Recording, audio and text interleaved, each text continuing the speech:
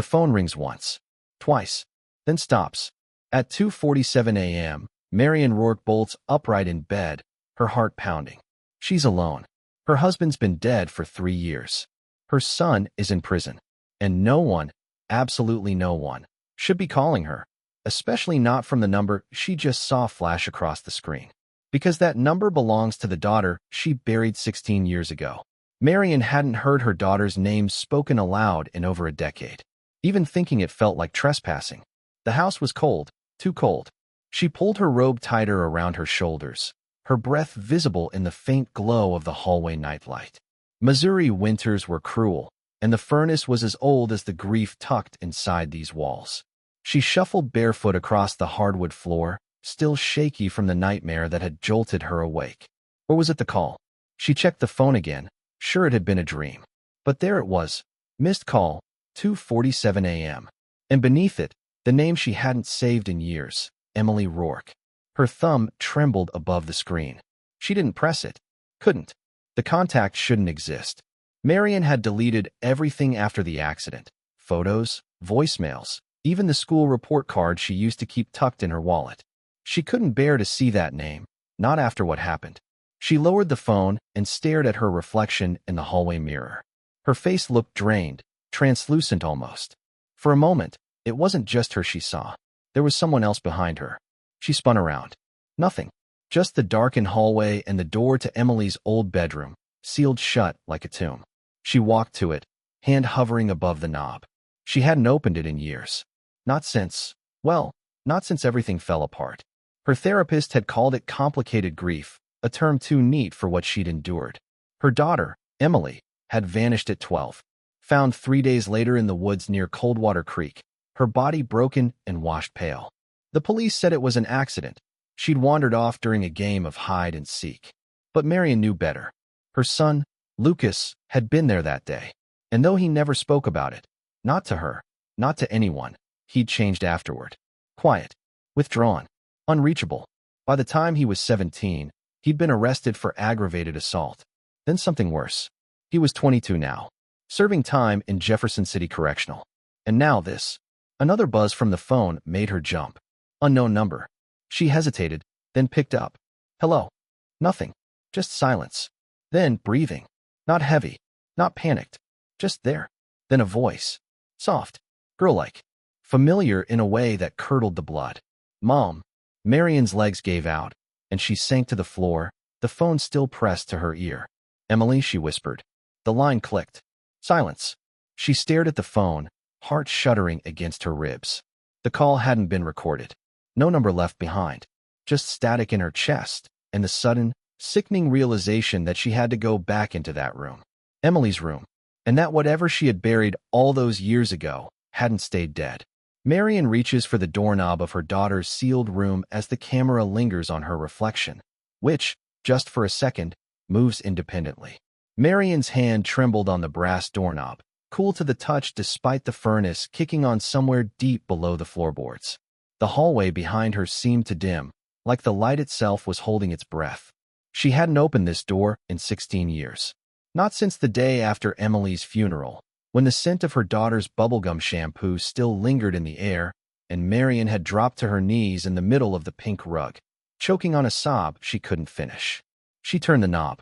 The door opened with a low groan, like it hadn't quite forgiven her for leaving it closed for so long. The air inside was stale. Thick. Dust danced in the beam of her phone's flashlight. The room looked untouched. Everything in its place, like a museum of grief. Posters on the walls. Britney Spears, Hilary Duff. A stuffed rabbit with matted ears. The twin bed with its floral comforter smoothed to military precision, just as Emily had left it. But something was wrong. Marian stepped inside, and a strange sensation gripped her. Not déjà vu, something darker. Like she wasn't remembering the room, but being remembered by it. She moved toward the desk, fingers brushing the surface. A spiral notebook lay open to a page with doodles in the margins, little stars, stick figures, hearts with jagged lines through them. In the center of the page, in a child's looping scrawl, were the words. He said not to tell. Marian froze. She flipped through the rest of the notebook, faster now, heart pounding. The pages were mostly blank. A few with writing, but none as clear. None that felt like a warning. Then she saw it. On the back and side cover, almost invisible in pencil. I don't think he's my real brother. Her throat closed. She backed away from the desk, her pulse roaring in her ears. Lucas. She didn't want to think it. Couldn't. But the thought wormed its way in anyway. That day in the woods. Emily and Lucas had gone off together. They were supposed to be playing hide and seek. Only Emily had never come back. And Lucas? He never said what happened. He'd refused to talk to the police. Had screamed when she tried to get him into therapy. At 13, he'd started locking his own door. By 15, he was stealing from her purse. By 17, he was violent. She shook her head, denying what was starting to bloom in her chest, the idea that she had looked grief in the eye all these years, and it had lied to her. The sound of a drawer sliding open broke her trance. She turned. The nightstand drawer, Emily's, was open. Inside was a cell phone. Not Emily's old pink flip phone, but a black smartphone.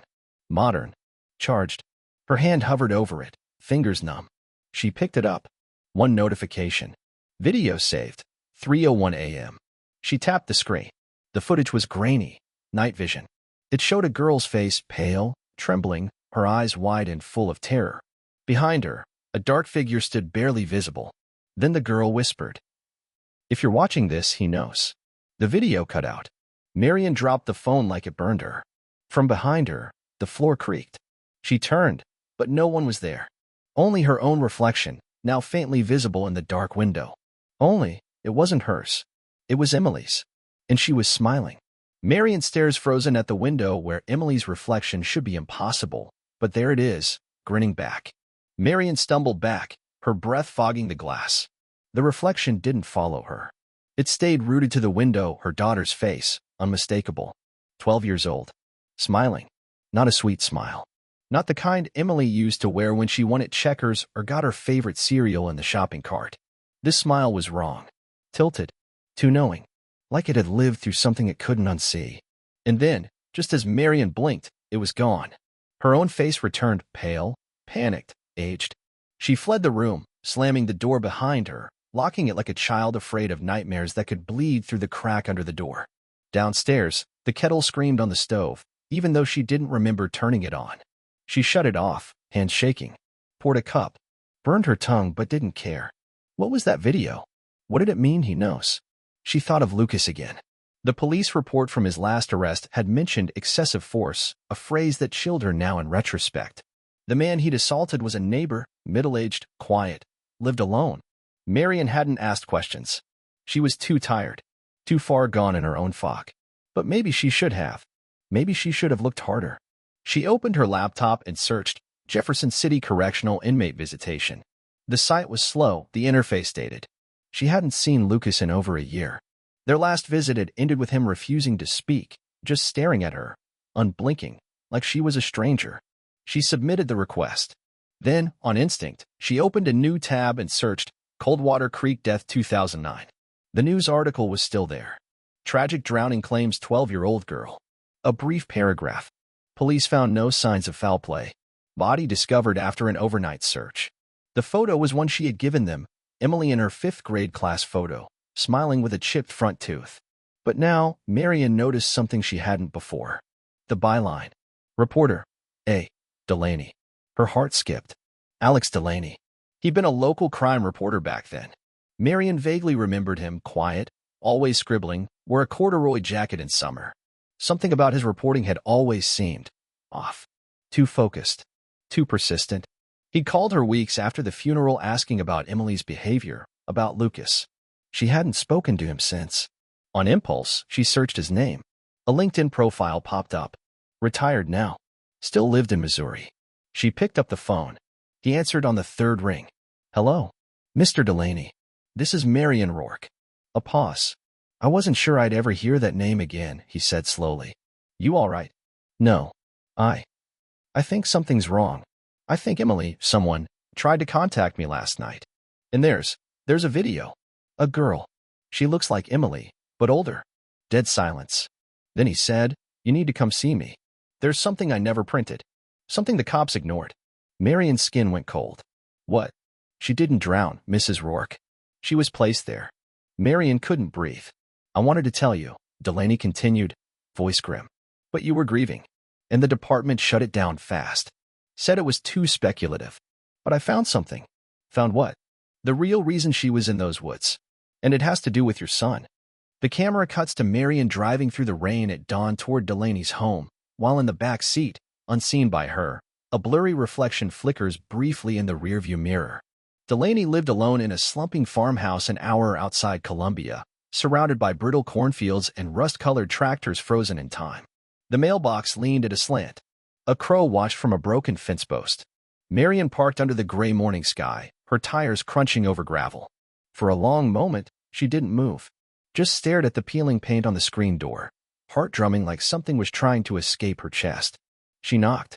Delaney answered in flannel and wool socks, his white hair uncombed, eyes sharp behind thin glasses.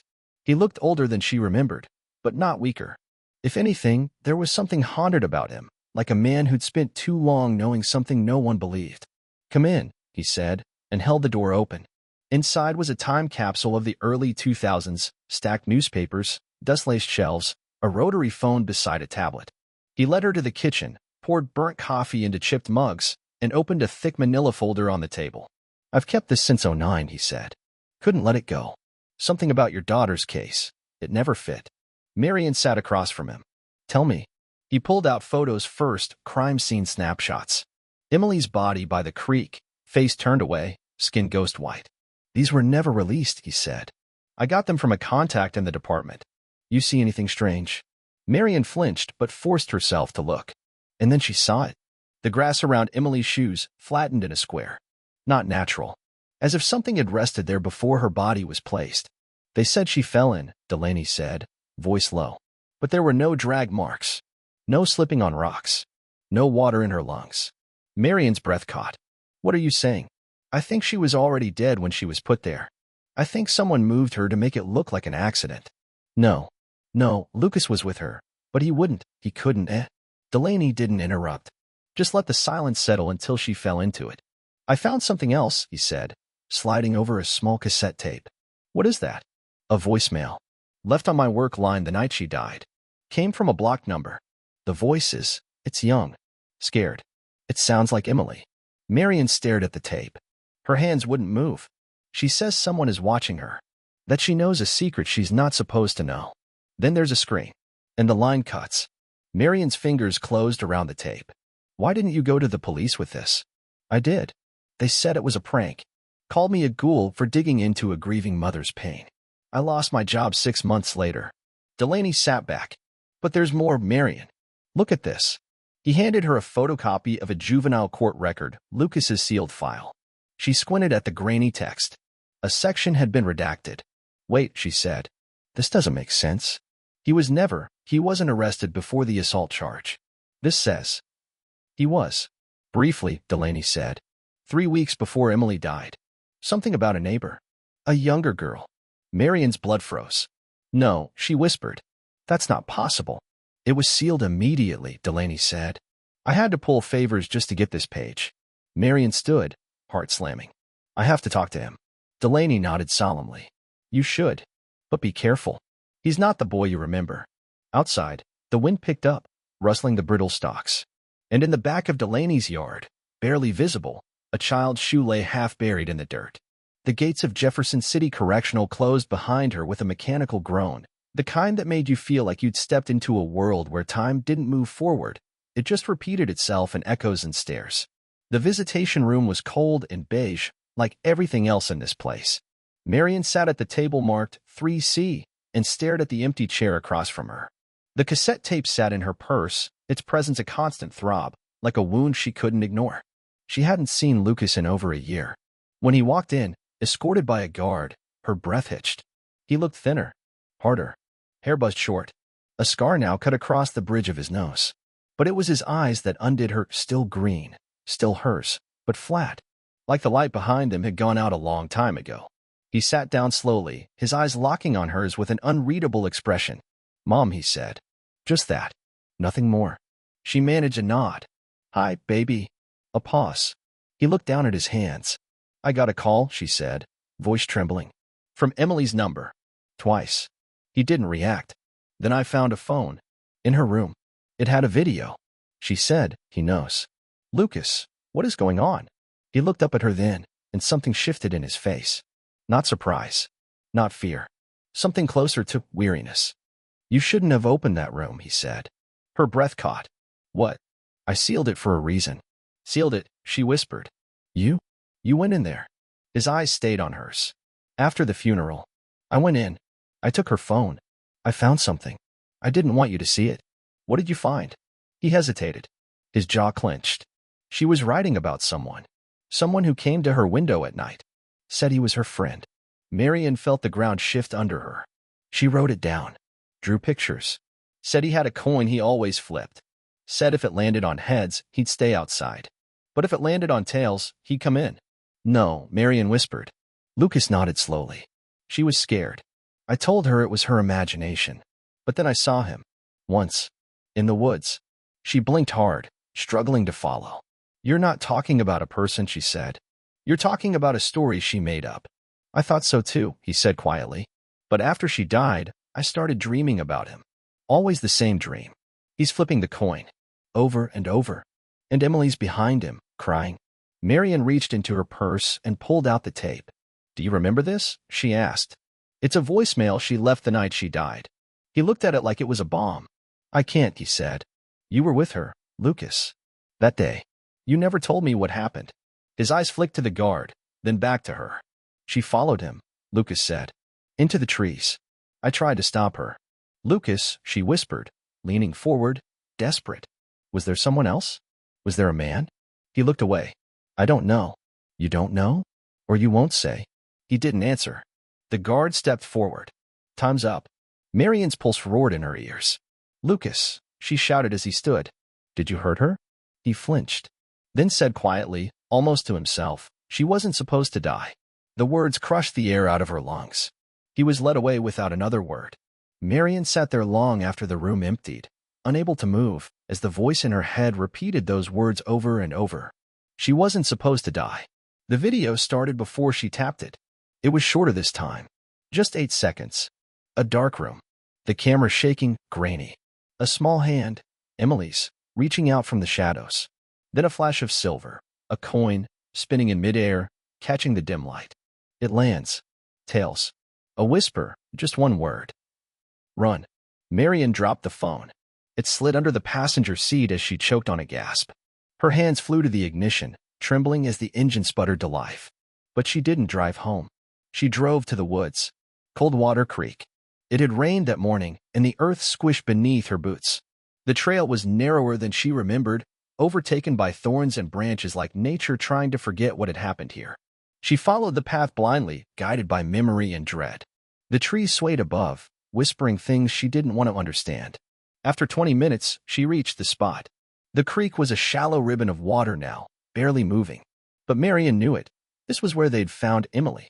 She crouched beside the bank, staring at the rippling surface, heart hammering like it wanted out. And then she saw it, half buried in the mud. A silver coin. She reached for it slowly, as if touching it might tear open the world. It was old, worn, the face unreadable, but she could make out the faint outline of an eagle on the back. She turned it over. Tails. She froze. From behind her, a sound, a soft thump, like something heavy dropped to the forest floor. She spun around. No one. Just trees.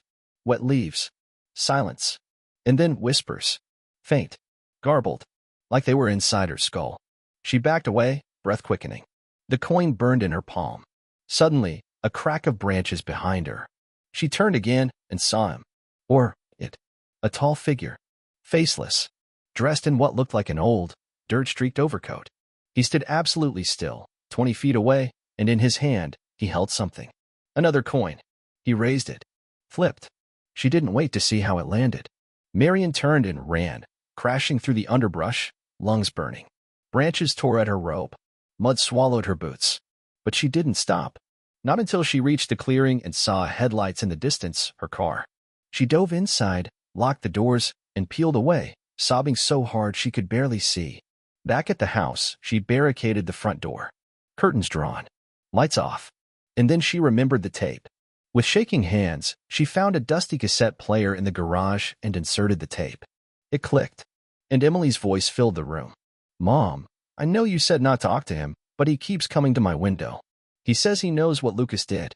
He says I have to tell or he'll come inside. Marian's hand flew to her mouth. I think he's real, Mom. I think Lucas hurt that girl. The one next door.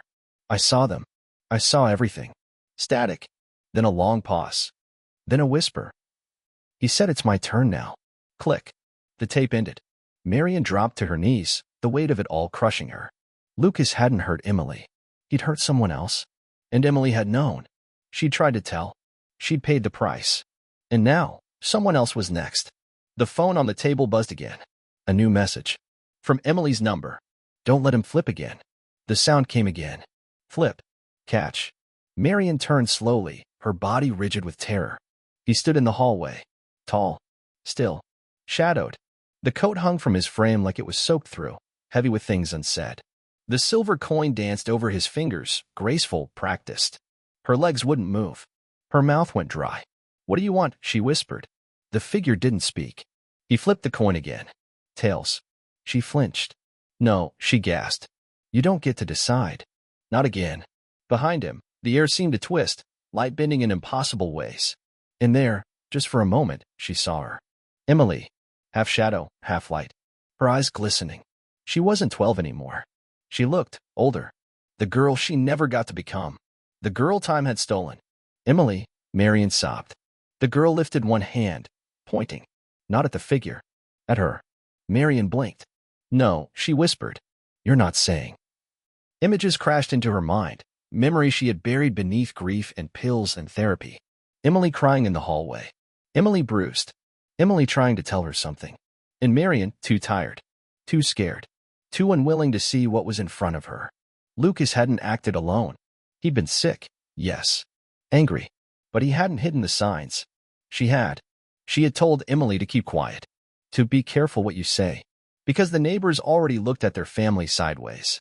Because after her husband's death, she couldn't handle another loss.